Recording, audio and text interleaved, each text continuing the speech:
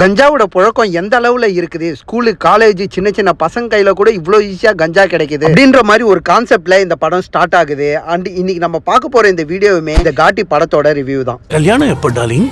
அதுக்கு தான் வெயிட்டிங். இந்த ரிவ்யூ போறதுக்கு முன்னாடி நீங்க இன்னும் நம்ம சேனல் சப்ஸ்கிரைப் பண்ணாம வீடியோ பாக்குறீங்கன்னா மறக்காம சப்ஸ்கிரைப் பண்ணிக்கோங்க.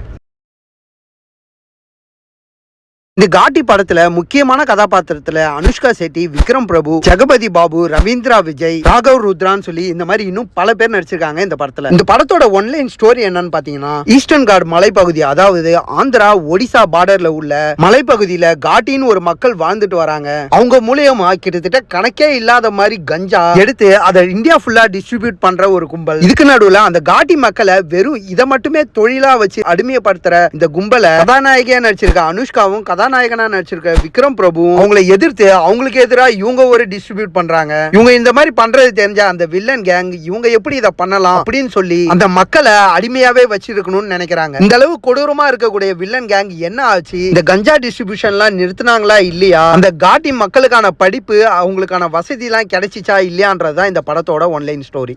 இப்போ கஞ்சா முதுகுல தூக்கிட்டு போற கழுதைங்க இந்த மலைகள்ல இவங்க கால்படாத இடமே இல்ல. ஒரு செம இன்ட்ரெஸ்டிங்கான பிளாட்டை எடுத்து அது ஒரு பக்காவான ஆக்ஷன் பிலிமா கொடுக்கணும்னு நினைச்சிருக்காங்க. பட் ஃபர்ஸ்ட் ஹாஃப் வர அந்த பக்காவான ஆக்ஷனோட போன இந்த படம் செகண்ட் ஹாஃப்ல அது டோட்டலா மாறுது. இந்த படத்தோட பாசிட்டிவ் என்னன்னு பாத்தீங்கன்னா, கண்டிப்பா இந்த படத்துல நடிச்சிருக்க ரெண்டு பேரோட acting, Vikram Prabhu and Anushka Shetty. First half ஃபுல்லாவே விக்ரம் பிரபு மட்டுமே வச்சு போற இந்த படம் ஆக்ஷனா இருந்தாலும் சரி, எமோஷனலா இருந்தாலும் சரி, அது ரொம்ப பர்ஃபெக்ட்டா நடிச்சு கொடுத்திருக்காரு. இதுக்கு நடுவுல ஃபர்ஸ்ட் ஹாஃப்ல அனுஷ்கா செட்டி அவங்களோட ஆக்டிங்கை கொஞ்சம் கொஞ்சமா காட்ட, செகண்ட் ஹாஃப்ல டோட்டலா அனுஷ்கா செட்டி படமா மாறுது இந்த படம். இந்த படத்தோட இன்னொரு பிளஸ் என்னன்னு பாத்தீங்கன்னா, கண்டிப்பா சினிமாட்டோகிராஃபி அண்ட் மியூசிக். ஏகப்பட்ட ஆக்ஷன் வர இந்த படத்துல ஒரு ஆக்ஷன் சீன்ஸுமே ரொம்ப கச்சிதமாவே பர்ஃபெக்ட்டா கேப்சர் பண்ணிருக்காங்க. அண்ட் இந்த படத்தோட ஸ்கிரீன் பிளே அண்ட் ரைட்டிங்குமே ஃபர்ஸ்ட் ஹாஃப் வர ரொம்பவே சூப்பரா இருந்துச்சு. ஆனா அது அப்படியே செகண்ட் ஹாஃப்ல டோட்டலாவே மாறுது. குறிப்பா சொல்லணும்னா, இந்த படத்தோட இன்டர்வல் பிளாக் நல்லா பயங்கர இன்ட்ரெஸ்டா ஃபாஸ்டா போற இந்த ஃபர்ஸ்ட் ஹாஃப் இன்டர்வல்ல பாக்குற ஆடியன்ஸுக்கு அது எமோஷனலா கனெக்ட் ஆகுற மாதிரி ரொம்பவே நல்லா காட்சி அமைச்சிருந்தாங்க. அதுலயும் இந்த இன்டர்வல் சீனே கிளைமேக்ஸ் மாதிரி இந்த அளவு நல்லா ஃபர்ஸ்ட் ஹாஃப்,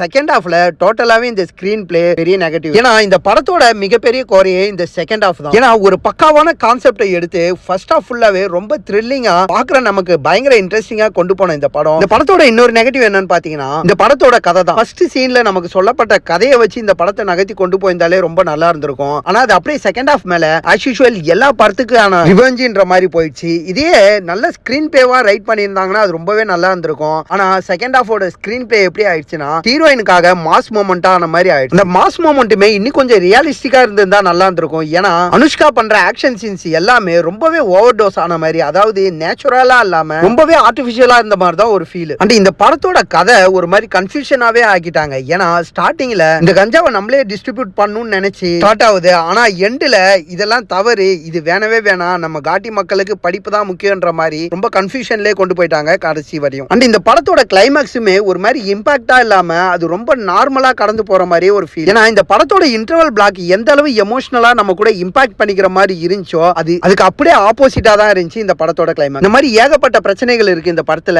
பட் ஆனா இந்த படத்துல நடிச்சிருக்க எல்லாருமே அவங்களுக்கான கொடுக்கப்பட்ட ரோலை ரொம்பவே கச்சிதமா நடிச்சிருக்காங்க. ஸ்டார்டிங்ல இருந்து எண்டிங் வேற. குறிப்பா ஜெகபதி பாபு, ஜான் விஜய் வர சீன்லாம் ஒரு மாதிரி இன்ட்ரெஸ்டிங்கா ஹியூமராவே கொண்டு போயிருந்தாங்க. மொத்தத்துல இந்த படம் எப்படி இருக்குன்னு கேட்டீங்கன்னா, ஒரு பிலோ ஆவரேஜான படம் தான். உங்களுக்கு தியேட்டர் போய் பார்க்கணும்னு தோணுச்சுன்னா போய் பாருங்க. அண்ட் இந்த வீடியோ பிடிச்சிருந்துச்சுன்னா ஒரு லைக் ஒன்று தட்டிட்டு, நீங்க இன்னும் நம்ம சேனலை சப்ஸ்கிரைப் பண்ணாம பாக்குறீங்கன்னா மறக்காம சப்ஸ்கிரைப் பண்ணிக்கோங்க.